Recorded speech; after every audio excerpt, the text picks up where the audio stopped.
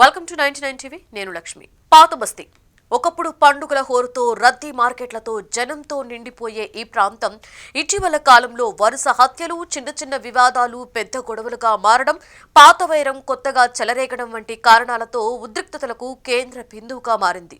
ఒక ఘటన మళ్లీ మరొకదానికి దారితీస్తూ స్థానిక ప్రజల్లో భయం, ఆందోళనను పెంచుతోంది. రాత్రి వేళలు ఖాళీ వీధుల్లా కనిపించడం, దుకాణాలు ముందుగానే మూతపడడం, అక్కడ వాతావరణం ఎలా మారిందో అర్థం చేసుకోవచ్చు. గతంలో కూడా పాత బస్తీ అలాంటి అల్లర్లను చూసింది.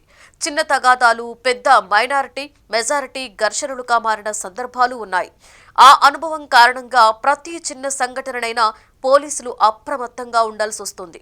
ఒకప్పుడు కూరగాయల మార్కెట్లో చెలరేగిన గొడవ, మరోసారి యువకుల మధ్య జరిగిన తగువు, ఇలాంటి చిన్న సంఘటనలే పెద్ద అల్లర్లకు కారణమవుతాయని గత చరిత్ర చెబుతోంది. అందుకే ఇప్పుడు ఏ చిన్న వివాదం జరిగినా వెంటనే భద్రత పెంచుతున్నారు. స్థానికుల మాటల్లో చూస్తే అసలు సమస్య ఒక్క రెండు వ్యక్తుల హింస వల్లే మొదలవుతోంది. కొంతమంది గ్యాంగులు, పాత శత్రుత్వాలు, అక్రమ వ్యాపారాలపై ఆధిపత్యం సాధించాలన్న పోరు, ఇవన్నీ ఆ ప్రాంతాన్ని అస్థిరం చేస్తున్నాయి. సంబంధం లేకపోయినప్పటికీ సాధారణ ప్రజలే దీనికి బలవుతున్నారు. పిల్లలు స్కూల్కి వెళ్లడానికే భయపడుతున్నారు. మహిళలు బయటకు రావడాన్ని తగ్గించుకోవడం వంటి పరిస్థితులు కూడా ఏర్పడుతున్నాయి. పోలీసులు కూడా ఎప్పటికప్పుడు భద్రతను పెంచుతున్నారు. పెద్దలు, మత నాయకులు ఇలాంటి ఉద్రిక్తతలను తగ్గించేందుకు, ప్రజల్లో అవగాహన కల్పించేందుకు ప్రయత్నిస్తున్నారు.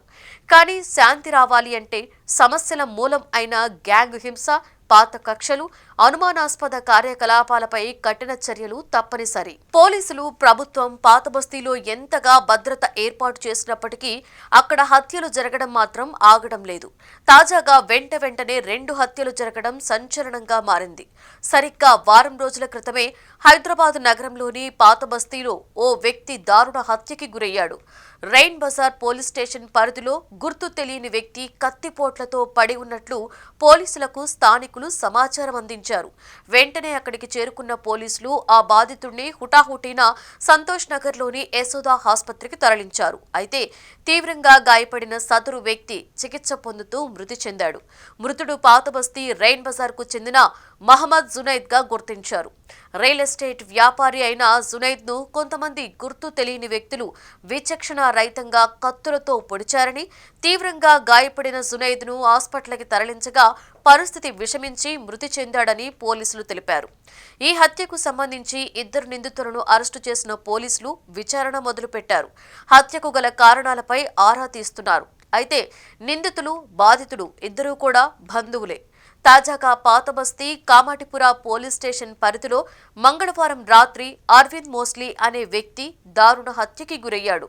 పని ముగించుకొని సైకిల్పై ఇంటికి వెళ్తుండగా గుర్తు తెలియని దుండగులు అతన్ని అడ్డగించి దాడి చేశారు. తప్పించుకునే ప్రయత్నం చేసినా అతన్ని వెంబడించి మరింత కిరాతకంగా హతమార్చారు. రాత్రి 9 నుండి 10 గంటల మధ్యలో జరిగిన ఈ ఘటనపై పోలీసులు పాత గొడవలు లేదా వివాహేతర సంబంధం కారణమై ఉండవచ్చని అనుమానాన్ని వ్యక్తం చేస్తున్నారు. బియ్యం షాప్లో పనిచేస్తున్న అరవింద్ మృతదేహాన్ని ఉస్మానియా మార్చురీకి తరలించారు. కేసు నమోదు చేసి దర్యాప్తును కొనసాగిస్తున్నారు. 2 రోజుల క్రితం రియల్ ఎస్టేట్ వ్యాపారి వెంకటరత్నం మల్కాజ్గిరి పరిధిలో హత్యకి గురయ్యాడు. స్కూటీపై వెళ్తున్న అతన్ని గుర్తు తెలియని వ్యక్తులు వెంబడించి కత్తులతో పొడిచి తుపాకీతో కాల్చి చంపారు. స్థానికుల సమాచారం మేరకు అక్కడికి చేరుకున్న పోలీసులు మృతదేహాన్ని ఆసుపత్రికి తరలించారు. కేసు నమోదు చేసి దర్యాప్తు చేస్తున్నారు. వెంకటరత్నంపై రౌడీ షీట్ ఉండడంతో పాత శత్రుత్వమే హత్యకు కారణమై ఉండవచ్చని పోలీసులు భావిస్తున్నారు.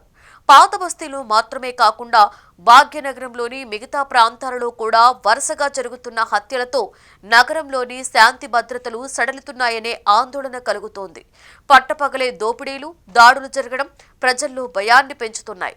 ఇటువంటి సంఘటనలు తరచూ జరుగుతుండటంతో పోలీసులు కఠిన చర్యలు తీసుకోవలసిన అవసరం ఉందనే అభిప్రాయాలు వ్యక్తమవుతున్నాయి.